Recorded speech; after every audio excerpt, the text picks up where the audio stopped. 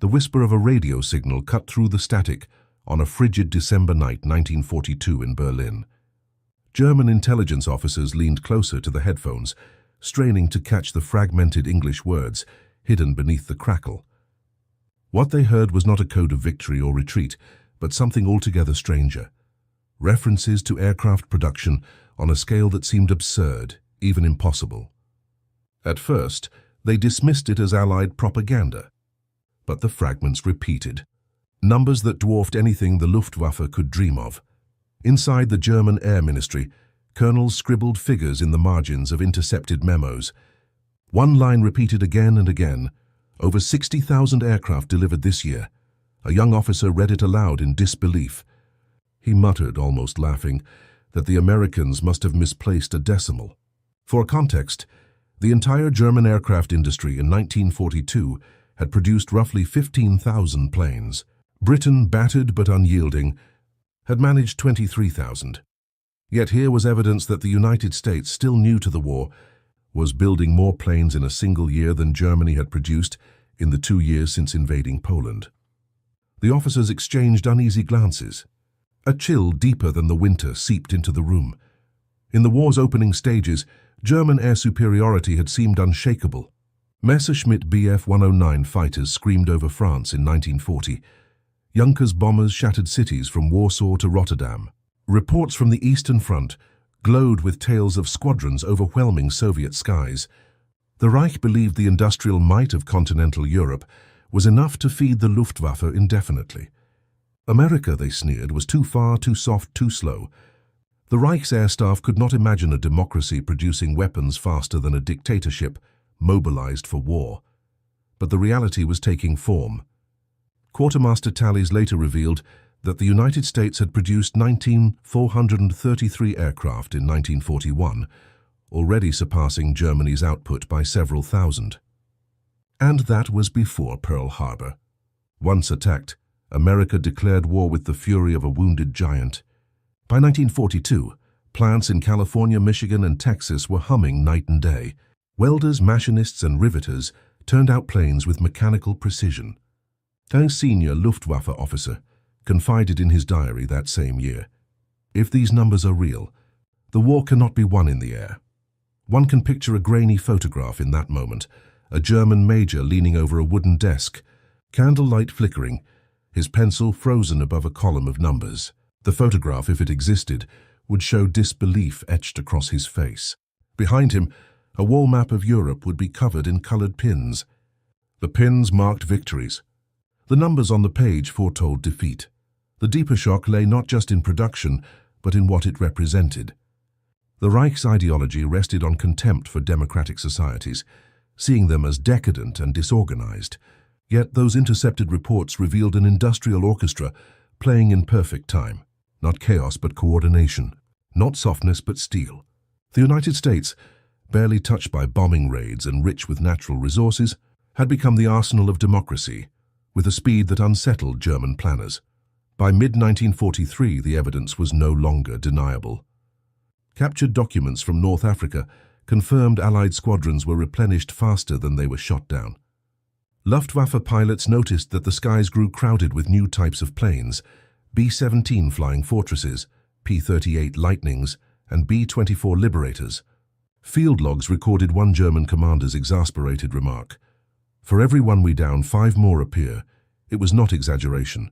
In 1943 alone, American factories produced over 85,000 aircraft. That number represented almost 6 new planes every hour, around the clock. And still the Germans could not comprehend the scale. When Reichsmarschall Hermann Göring was briefed that the United States intended to produce 125,000 planes in 1944, he scoffed. "The Americans cannot even train pilots for so many machines," he declared, dismissing the report. But quartermaster records would later show that America delivered nearly 97,000 aircraft that year, with training programs rapidly expanding to match. The laughter in Berlin faded into uneasy silence. Another imagined tableau emerges from the archives: Luftwaffe staff officers standing outside a stone headquarters, smoke curling from their cigarettes, watching a cold dawn spread across the sky. Their faces, caught in the grain of silver gelatin film, betray more than fatigue. They betray realization. Across the Atlantic, an industrial wave was gathering that would sweep their carefully plotted strategies aside. Not every German officer accepted the figures at face value. Some argued that American industry was vulnerable to strikes, to shortages, to complacency. Others pointed to the long supply lines across the Atlantic, suggesting that even if America built the planes, they could never arrive in numbers. Yet as U-boat captains reported sinking fewer freighters, and as Allied convoys began arriving with intact cargoes of crated aircraft, those arguments weakened. By 1943, Allied airfields in Britain were so crowded that quartermasters joked about running out of paint to mark runways. The shock was no longer theoretical. It was visible every morning as hundreds of bombers took off in tight formation, their engines shaking the ground like thunder. For the Germans on the ground, the human realization came slowly. Letters from Luftwaffe mechanics mentioned nights spent repairing aircraft that would be destroyed the next day, while new American bombers replaced them within weeks. A chaplain wrote after visiting a squadron near Hamburg that his prayer for the pilots was not victory, but endurance.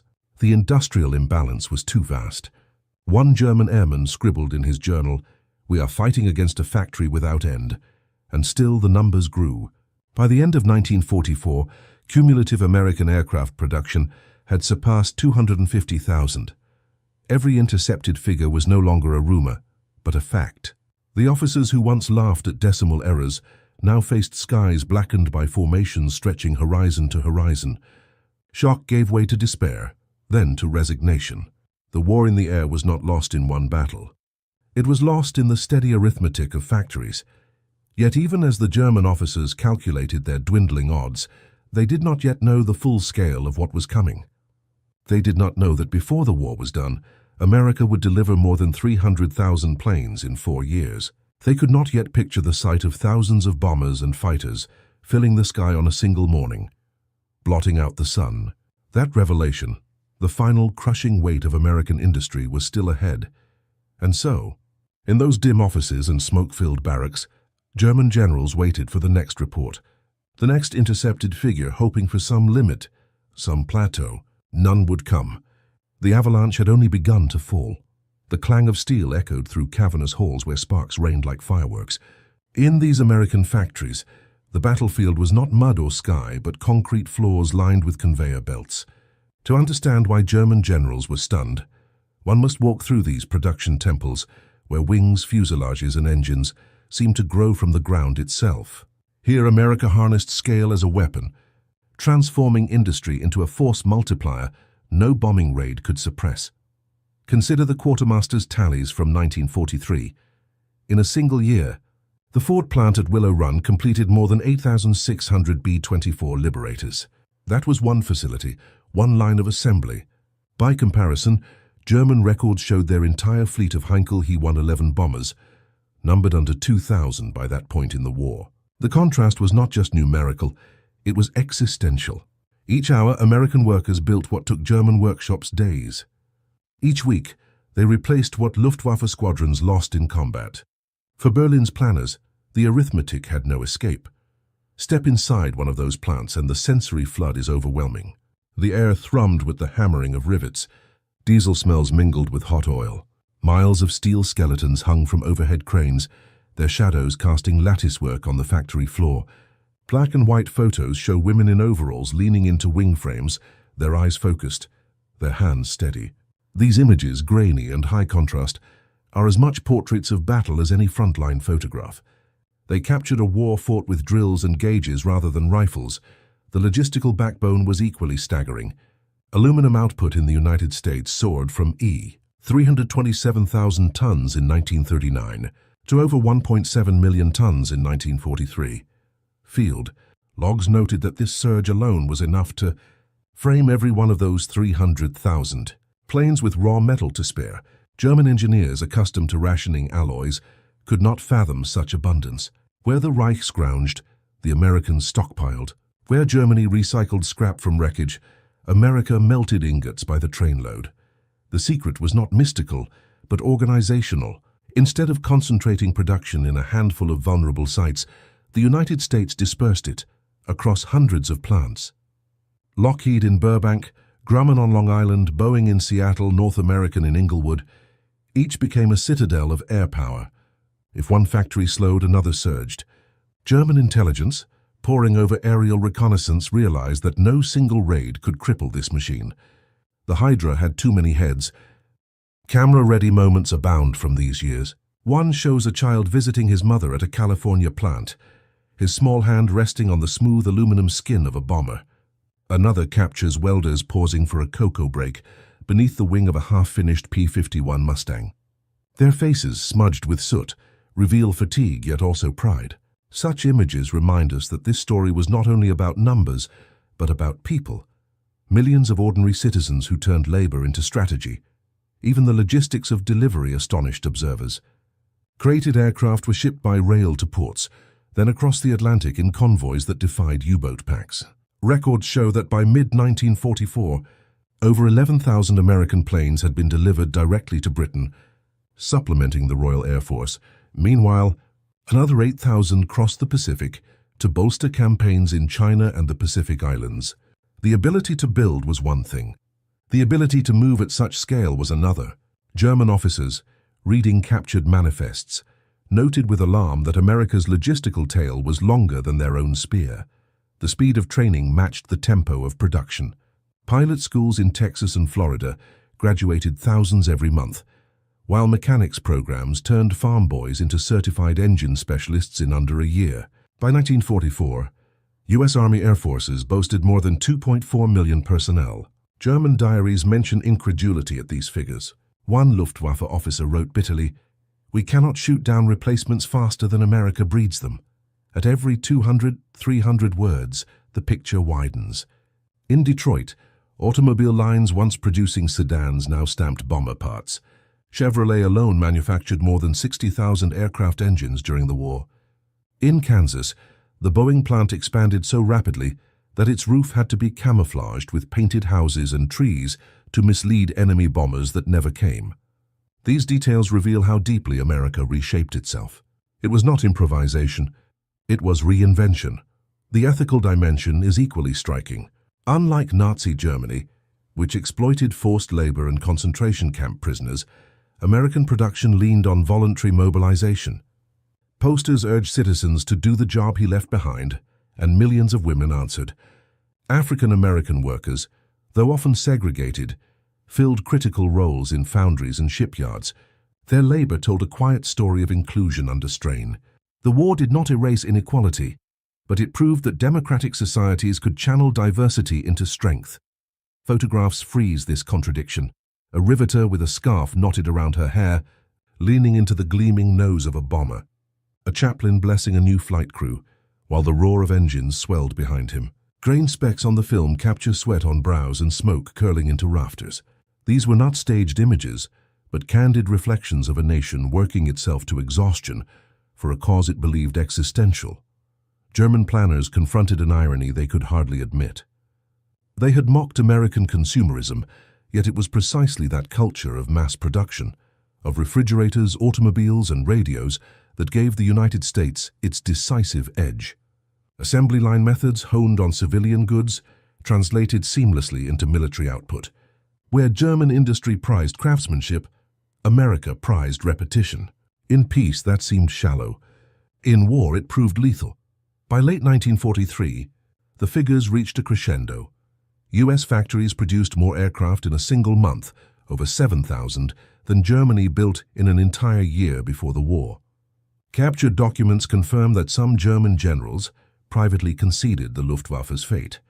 Yet still they hoped Allied willpower might falter, that politics might fracture the supply lines. Those hopes would be tested soon enough, when the skies of Europe darkened with fleets of American bombers.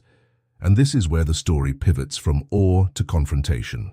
The factories had achieved what many thought fantasy, hundreds of thousands of planes in 4 years. But numbers alone do not win wars. They must be flown, serviced, and risked over enemy territory. The true test lay ahead, where American airmen, supported by that industrial avalanche, would enter combat at unprecedented scale. What would it mean when those 300,000 planes left the hangars and filled the skies over Europe? The answer awaited in the smoke and fire above Hamburg, Berlin, and Normandy. The shock in German offices would soon become terror in German cities. The hum of engines faded as a Liberator rolled to a halt on a rain-soaked airfield in East Anglia. Late 1943. Crews clambered out, soaked and shivering, while ground personnel hurried forward with fuel trucks and toolkits. What looked like another routine landing was, in truth, the heartbeat of a colossal machine. Thousands of American aircraft arriving, departing and circling back, supplied by factories an ocean away. For the men and women tending them, daily life became a rhythm of toil and endurance. Each task tied to the staggering figure whispered through German offices. 300,000 planes in 4 years. Airfields themselves grew into small cities. Quartermaster notes describe depots where over 40,000 gallons of aviation fuel were pumped each day, accompanied by 300 new tires and dozens of propellers. Barracks filled with cots for young mechanics barely out of high school. Mess halls issued steaming trays of powdered eggs, while the smell of machine oil clung to every sleeve. The human side of industrial might revealed itself in chow lines, in letters scribbled under weak light bulbs, in the creak of boots trudging across wet concrete. Candid photographs captured this duality. One frame shows a mechanic asleep on a toolbox, his hands still greasy from replacing a carburetor. Another depicts nurses pouring cocoa for frostbitten airmen at midnight, the steam curling like ghostly ribbons in the camera flash. Grain specks and scratches on the film remind us that these moments, though ordinary, carried the weight of global strategy. To keep aircraft aloft, lives bent to the rhythm of wrenches and watch rotations. In German camps, captured pilots spoke of the same rhythm from the other side. Prison diaries note the astonishment of Luftwaffe guards when downed Americans admitted their planes were replaced almost before their absence was noticed. "Another arrives as we speak," one guard muttered after overhearing a POW describe assembly lines in California. These exchanges revealed cracks in ideology, German faith in scarcity clashing with American confidence in abundance. The scale of training mirrored the scale of production. By 1944, the U.S. Army Air Forces operated 3,000 airfields across America, dedicated to preparing new crews. Flight logs confirm that one Texas base alone graduated 400 pilots in a single month. Many had grown up on farms and found themselves adjusting from tractors to twin-engine bombers. A chaplain at a Kansas training school wrote, "Their faith is strong. Their hands tremble more over letters home than over the yoke." Humanity persisted in the shadow of the machine. Every 200, 300 words, another layer of life emerges. At stateside plants, workers ate hurried lunches beside fuselages, joking about painting nose art, though most never saw combat. Children collected scrap metal for drives, the clatter of pots and pans echoing down neighborhood streets. In Britain, local villagers baked bread for American crews, sharing it in hangars where the smell mingled with kerosene. These acts were small, but they bound the industrial numbers to human warmth. German intelligence tried to exploit morale, claiming that American workers would tire, that pilots lacked resolve. Yet letters recovered from POWs told a different story. One airman wrote to his sister, "Every day we see more planes parked on the line than the day before. The war feels endless, but the sky proves otherwise." For German readers of intercepted correspondence, such lines carried a sting, proof that belief was not breaking. Daily maintenance underscored the burden of sheer volume. Each B-17 demanded over 100 man-hours of service after a long mission. Mechanics rotated in shifts, some dozing beside the roar of generators. Quartermaster reports list crates of spark plugs arriving by the tens of thousands, enough to light a small city. Yet in this grind, camaraderie thrived. Photographs reveal groups of men laughing around a broken jeep, their jackets soaked, while behind them bombers loomed like metallic giants. For Germans on the receiving end, the human side was equally clear. Families in Hamburg and Kassel huddled in cellars as hundreds of bombers roared overhead. Ideological certainty began to crack when promises of Luftwaffe protection failed. Mothers whispered prayers, fathers swept glass from streets, children sketched planes they had never seen up close. Nazi proclamations of invulnerability rang hollow against the steady thunder in the sky. The contrast grew sharper in occupied territories. French farmers noted in journals how American bombers passed daily, blotting the sun before scattering contrails. Some cursed the danger, Others secretly cheered. In both cases, the spectacle symbolized a truth. The Reich could not match this flood. German officers interrogating prisoners admitted, in guarded words, that the enemy has factories larger than our cities.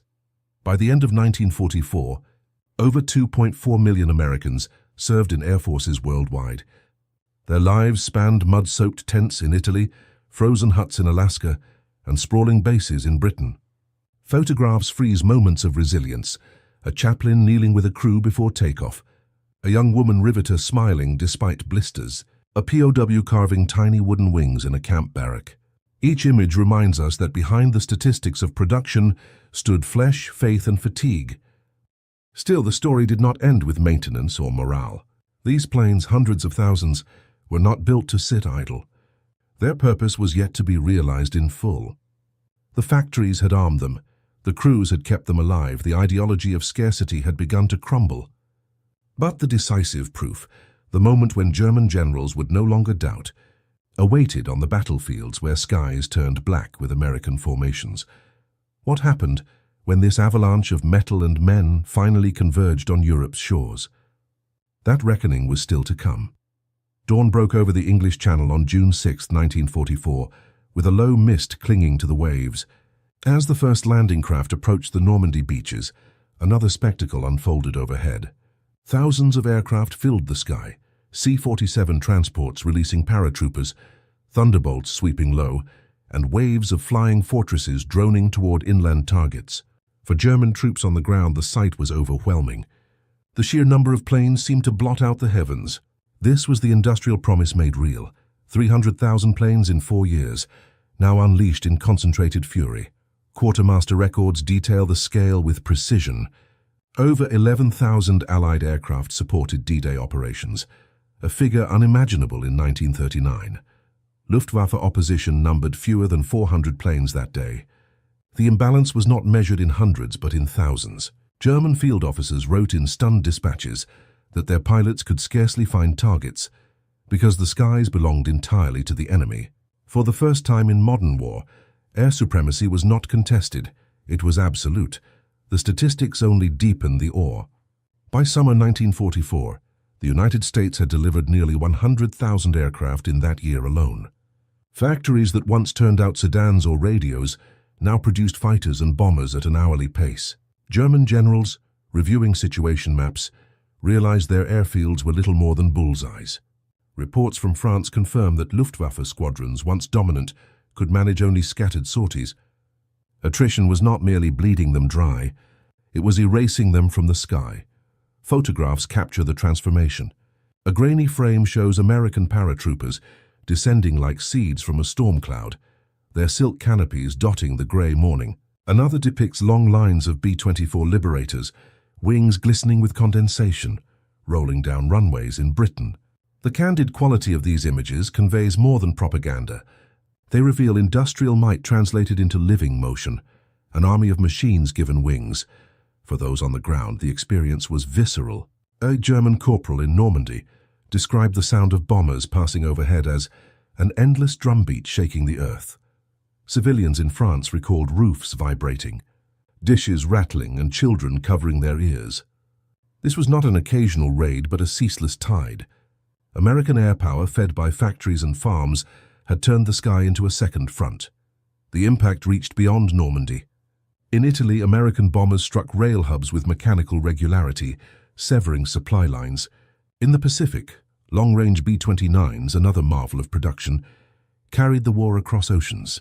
By the end of 1945, more than 12,000 B-17s, 18,000 B-24s, and nearly 16,000 P-51 Mustangs had rolled off assembly lines.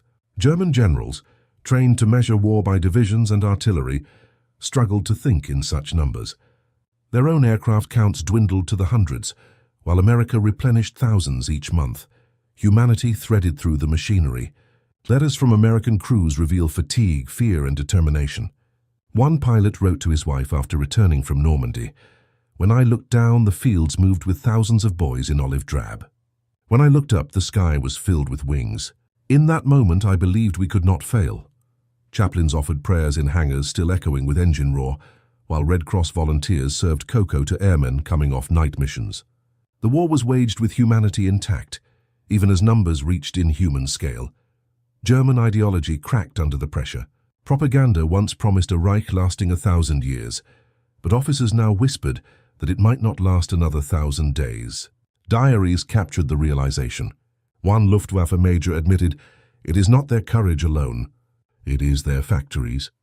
We fight against a nation that builds victory faster than we can destroy it." That admission was as devastating as any bombing raid. Archival photographs emphasize the contrast. A Luftwaffe mechanic hunched over a damaged Messerschmitt, tools scattered in mud. An American crew posing beside a brand new P-47, its nose gleaming, fresh from a stateside factory. Both images, though candid, belong to the same year. The difference between scarcity and surplus is etched in silver grains of film. By war's end, the numbers delivered their final verdict. The United States had produced 300,000 aircraft between 1940 and 1945. Germany, in the same span, managed fewer than 120,000. Britain contributed mightily. The Soviet Union endured with staggering sacrifice, but the American arsenal tipped the balance. It was not a single battle or a single strategy, but an unrelenting tide of machines and manpower. Epilogue. The legacy of those 4 years reaches beyond victory. It proved that democracies could outproduce dictatorships, that abundance could defeat ideology, and that the will of ordinary citizens on assembly lines could change history. In grainy black and white frames, we still see the riveters, the mechanics, the pilots, the children gathering scrap. Their labor filled the skies and reshaped the war, and as German generals watched their air force vanish before their eyes, they learned a truth that endures. Wars are not won by arrogance or by slogans, but by the steady, grinding strength of a people who choose to build more than an enemy can destroy.